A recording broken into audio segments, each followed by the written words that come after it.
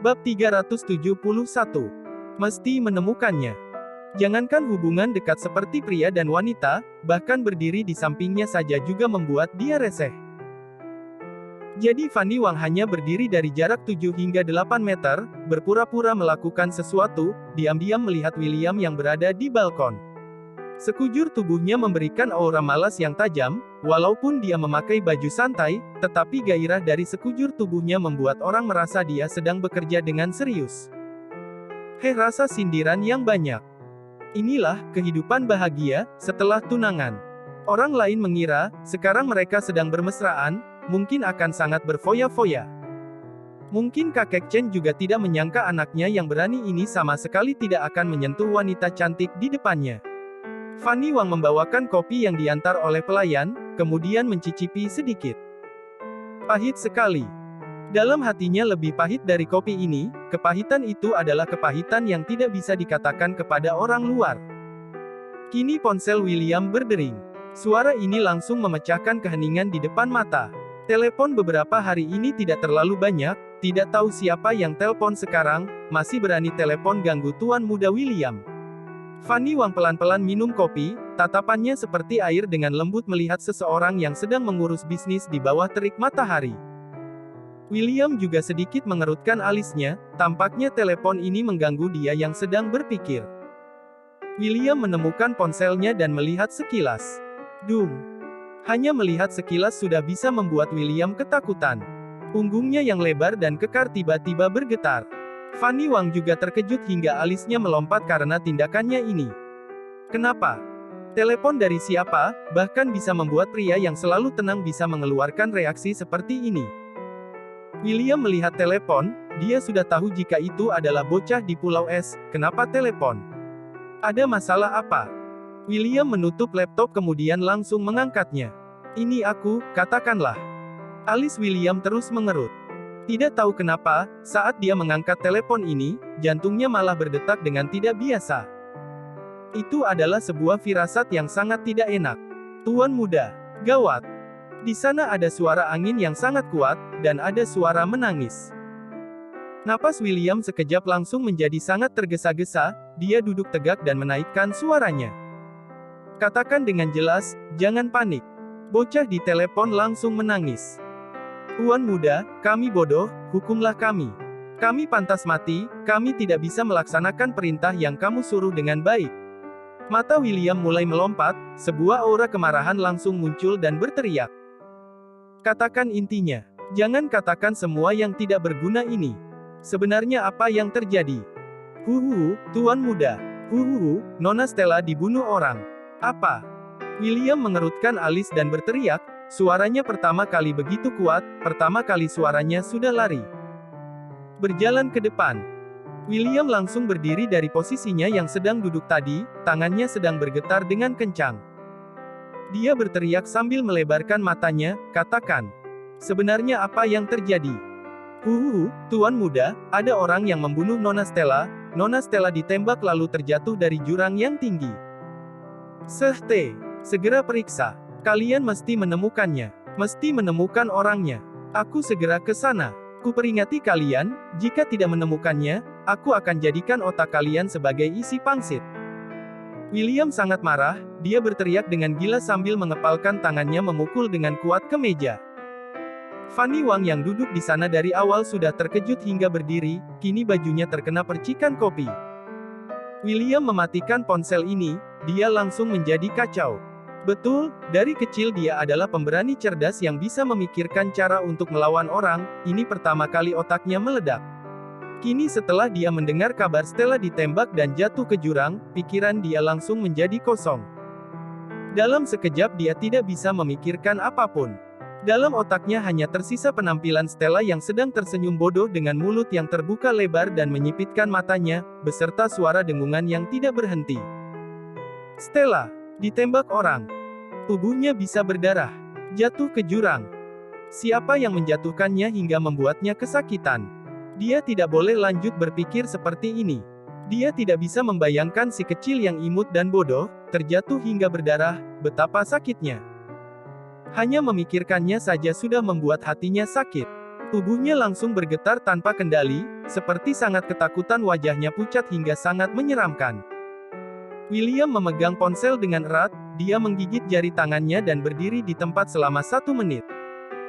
1 menit kemudian, dia baru dengan panik menghubungi Kanza. Saat dia berbicara, nada bicaranya terdapat rasa sedih yang sangat kental. Kanza, utus semua orang, gunakan semua kekuatan untuk mengepung dan mencari di seluruh Pulau Es. Stella sedang diburu orang, dia sudah menghilang, jadi harus menemukannya. Hah? Apa? Kanza sedang membeli barang di luar, dia langsung terkejut. Kanza, segera atur pesawat khusus, aku segera pergi ke Pulau Es. Oh, mengerti. Sekitar setengah jam lagi akan tiba. Baik. Setelah menutup telepon, Kanza melebarkan matanya, otaknya tidak berhenti memutarkan perkataan tuan muda tadi. Stella, diburu. Sudah hilang. Ya Tuhan. Piang. Barang antik yang dipegang Kanza langsung jatuh dari tangannya dan menjadi serpihan. Kanza yang biasanya tidak mengedipkan matanya sama sekali saat membunuh, kini matanya berubah menjadi merah. William tidak berhenti telepon mengatur orang yang pergi mencari Stella di Pulau Es. Dia menyuruh semua orang yang memiliki hubungan untuk menggunakan semua tenaga mereka mencari Stella. Dia tidak berani mengatakan, hidup mau melihat orangnya, mati mau melihat jasadnya, jasad.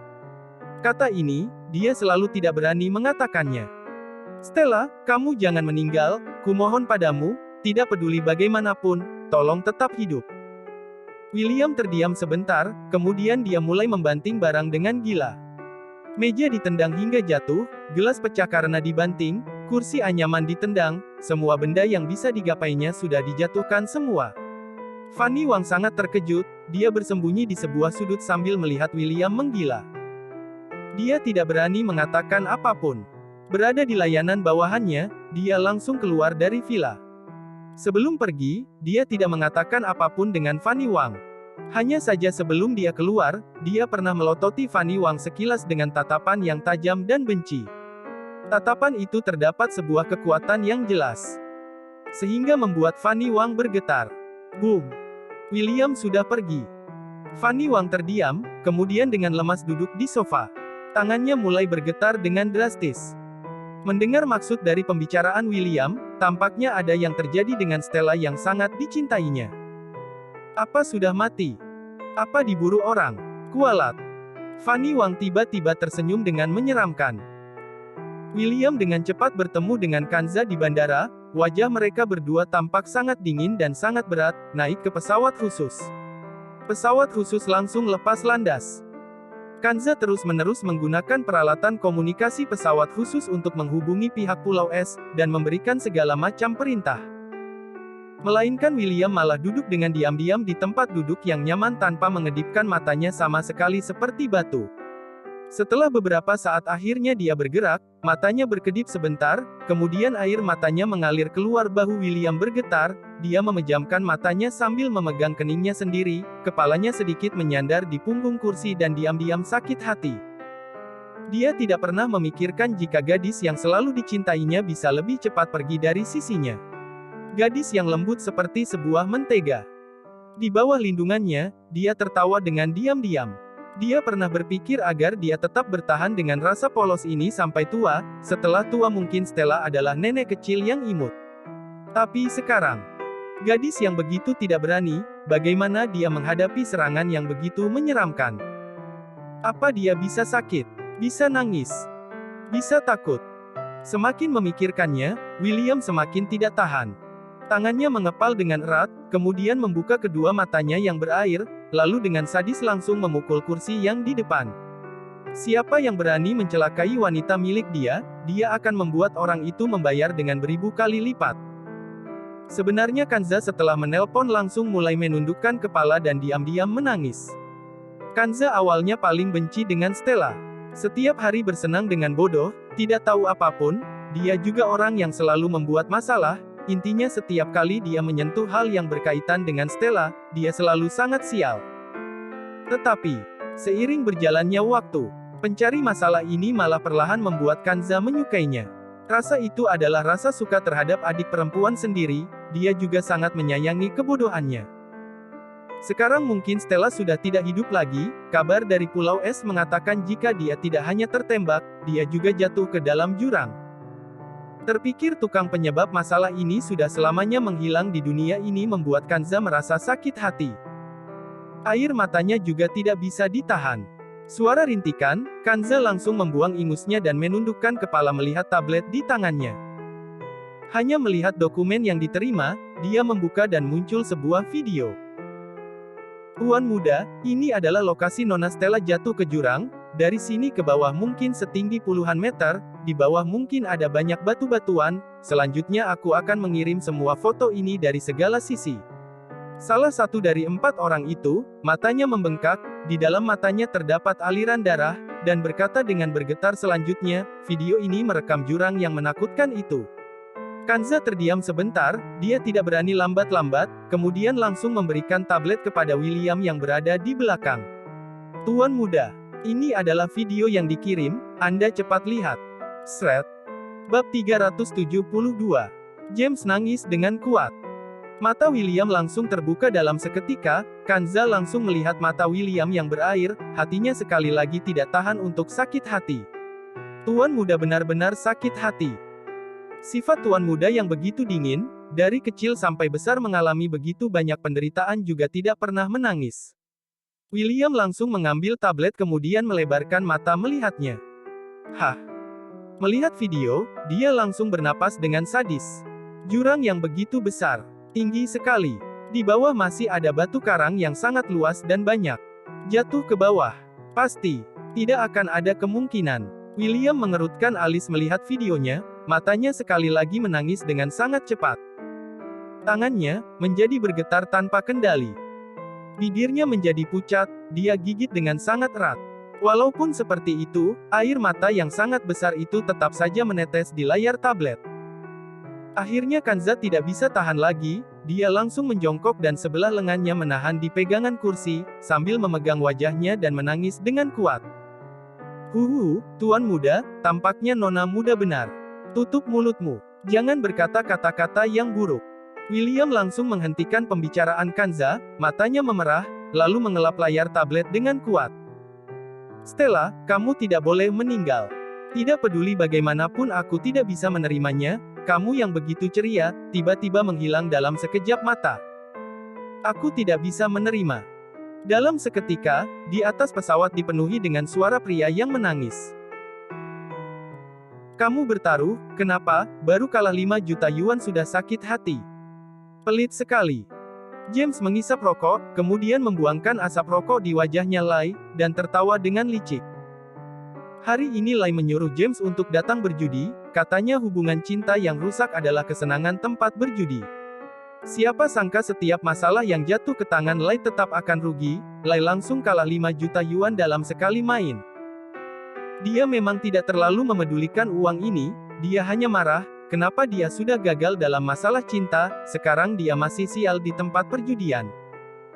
James malah menang dengan sangat santai dan gampang, dia tidak seperti langsung mendapatkan 7 juta tanpa menggunakan tenaga sama sekali. Tidak adil sekali.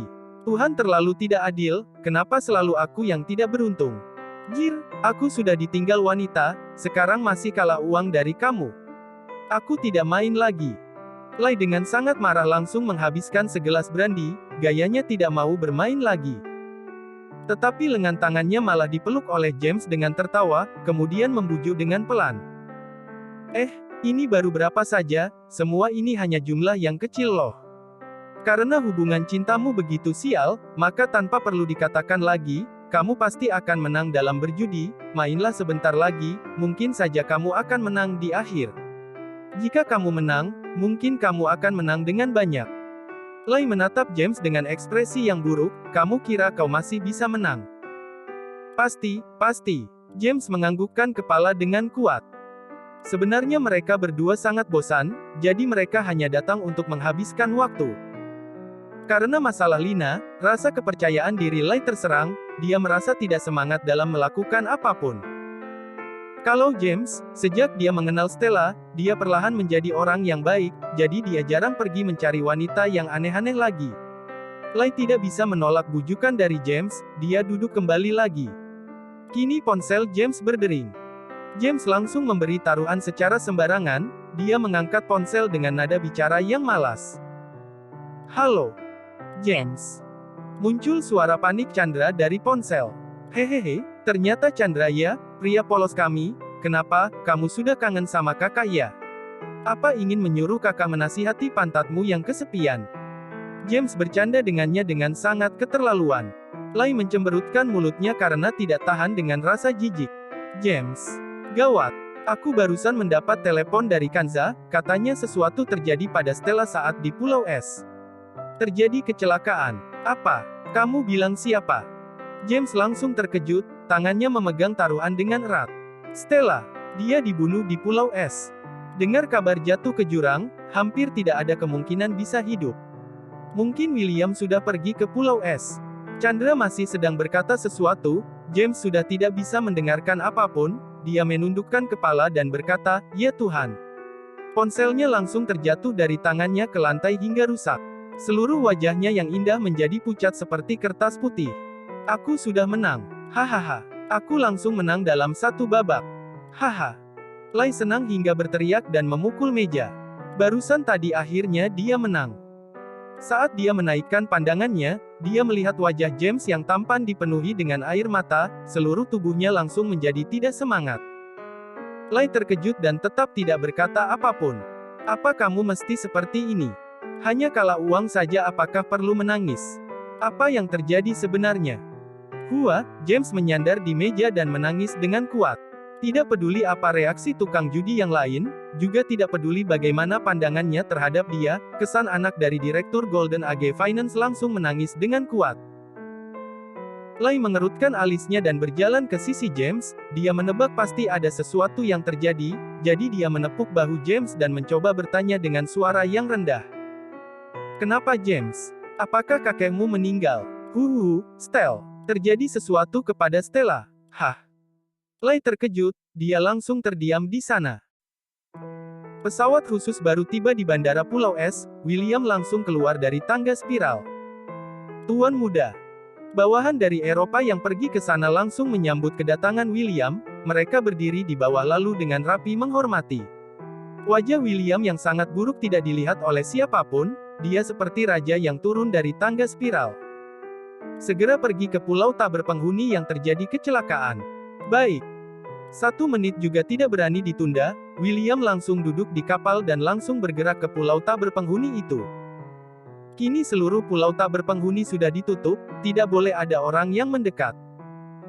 Banyak robot modern sudah dikirim ke sini, termasuk mesin genset, mesin penggali, kapal selam, tidak peduli mesin yang berguna atau tidak, rata-rata sudah semua dibawa kemari.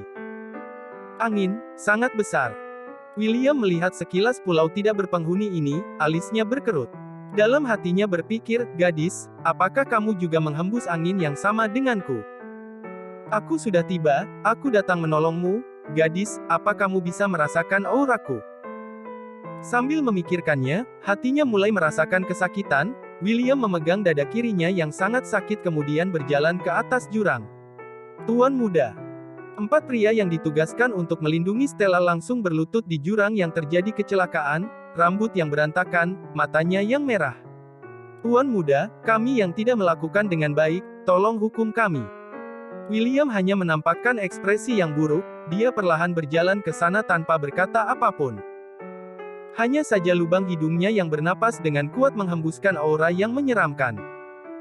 Kesakitan yang luar biasa hampir mau mematikannya. William langsung berjalan ke depan 4 orang itu dengan wajah tidak ada ekspresi sama sekali, setelah dia terdiam beberapa detik, kemudian dia langsung mengangkat kakinya dan menendangnya. Boom, boom, boom, boom. Sebuah tendangan langsung menendang 4 pria ini. Tampaknya setengah wajah 4 pria itu langsung menjadi lebam. Giginya juga sudah patah beberapa. Dagunya sudah patah hingga tidak bisa bergerak sama sekali. Setelah membunuh kalian bisa berbuat apa lagi? Wanita yang paling dicintainya sudah tidak bisa ditemukan lagi.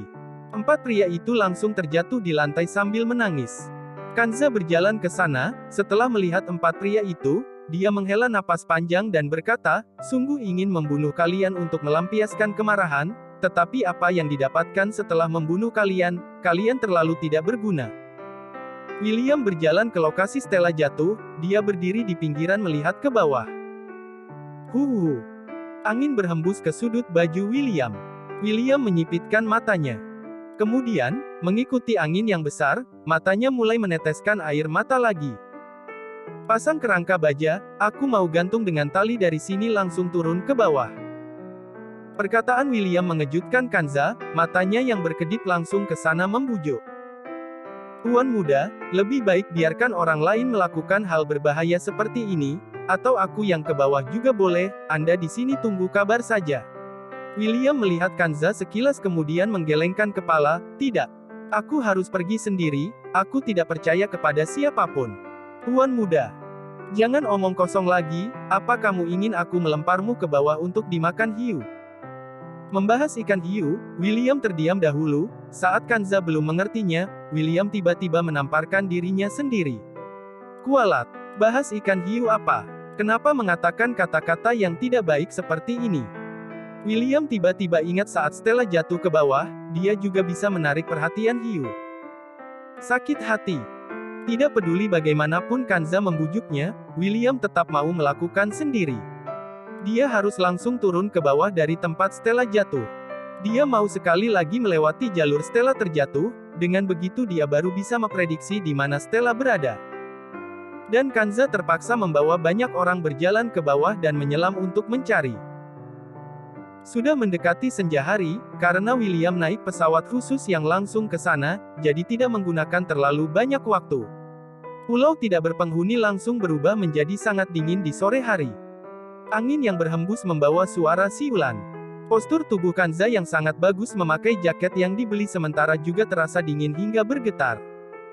Rambutnya menjadi sangat berantakan karena tiupan angin. Dia melihat penyelam yang turun ke dalam air per kelompok, juga tidak mendapatkan apapun, kemudian mengutus sekelompok untuk masuk ke air lagi. Begitu dingin, tidak tahu apakah si Stella bisa menahannya.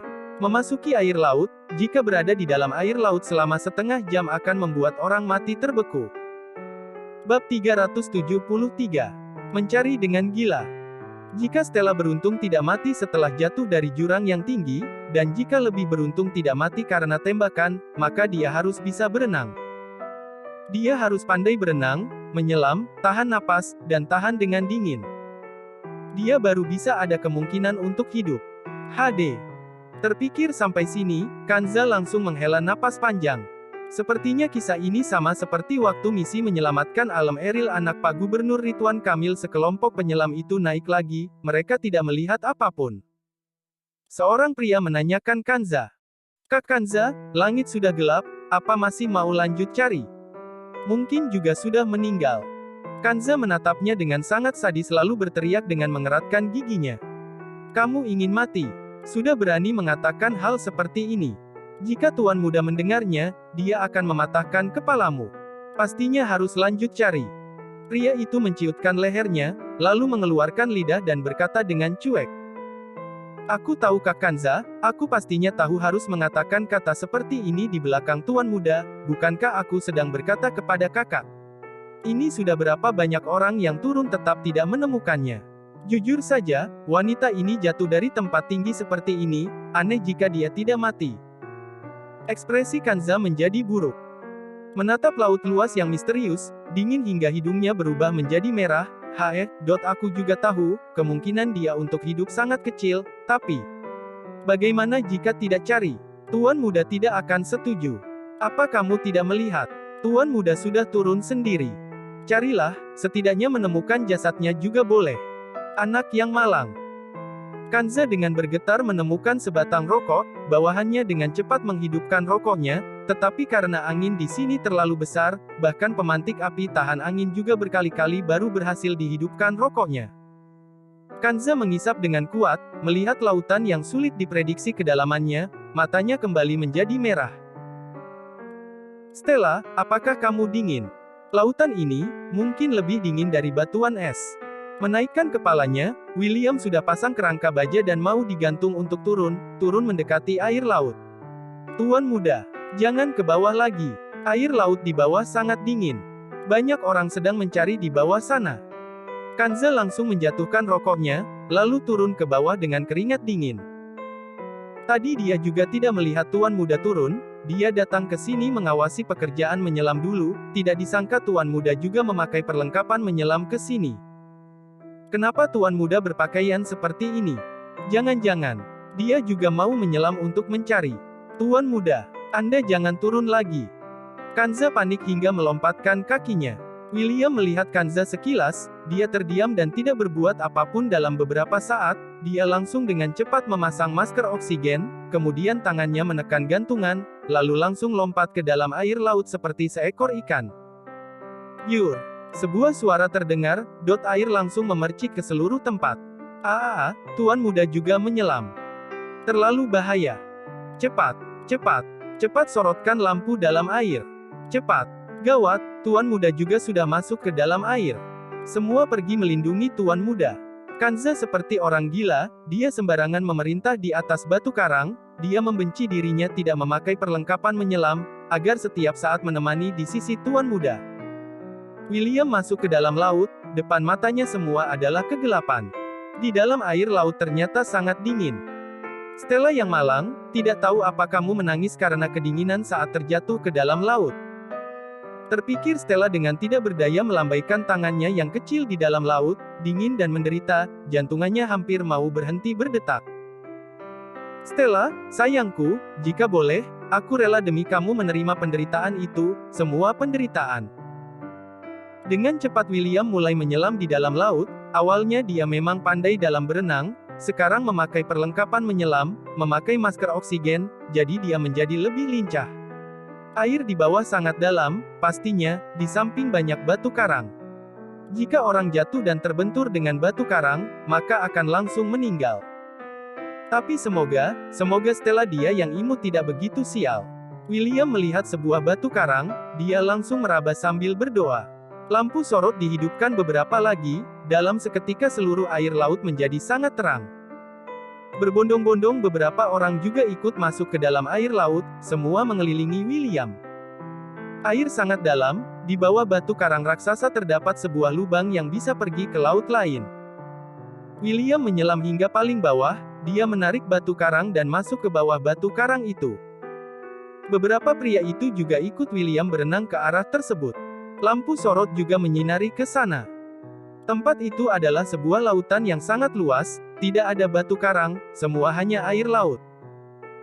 William dengan suasana hati yang berat mencari di setiap sudut, dia melihat di depan ada sebuah benda yang berwarna merah, dia langsung berlari ke tempat itu, kemudian menggunakan lampu di kepalanya menyinari tempat itu. Ternyata kesenangannya sia-sia, dia kira itu adalah jejak baju Stella, ternyata itu hanyalah sebuah kotak sampah. William membuang kotak sampah itu kemudian lanjut mencari ke depan. Langit semakin dingin. Dan sudah gelap semua. Di pulau tak berpenghuni ini seperti kota maju baru karena cahaya yang banyak. Kanza dan beberapa pria menunggu di pinggiran, dia tidak berhenti berjalan ke sana sini melihat ke permukaan laut. Kenapa Tuan Muda belum naik? Apa yang terjadi? Kenapa masih belum naik? Dia sudah turun sangat lama. Kanza tidak berhenti berbicara dengan ekspresi yang panik. Beberapa pria berkata, "Betul, sudah terlalu lama. Jika terlalu lama di air, tekanan air bisa membuat orang tidak tahan. Kalian mesti menyuruh Tuan Muda naik secepatnya, tidak boleh membiarkan dia begitu lama di dalam air. Jika sampai terlalu rendah di dasar laut bisa membuat orang mati." Setelah beberapa orang berkata seperti ini, Kanza semakin panik. Dia menggosok tangannya dan menghentakkan kakinya dengan panik. Kemudian menggunakan walkie-talkie berkata ke depan, halo, apakah ini Semi? Kamu segera suruh Tuan Muda naik, sudah tidak boleh, dia sudah di air laut selama 30 menit, jika terlalu lama akan bahaya. Mehaem. Semi mengeluarkan suara iya dalam bergumam. Dia tidak bisa berbicara di dalam air, dia hanya bisa menggunakan suara hidungnya menjawab.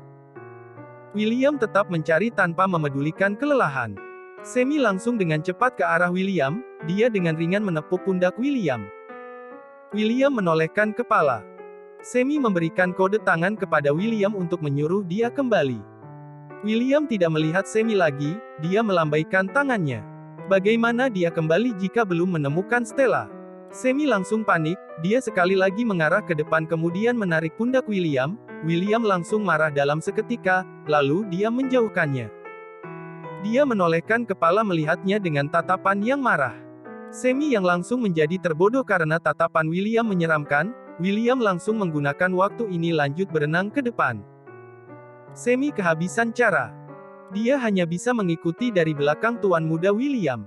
William sudah berada di dalam air selama 50 menit. Dari tempat dia mulai berenang, sekarang dia sudah berapa ribuan meter. Semi dan beberapa yang lain lanjut membujuk William lagi. William sangat keras kepala, dia lanjut mencari di dasar laut.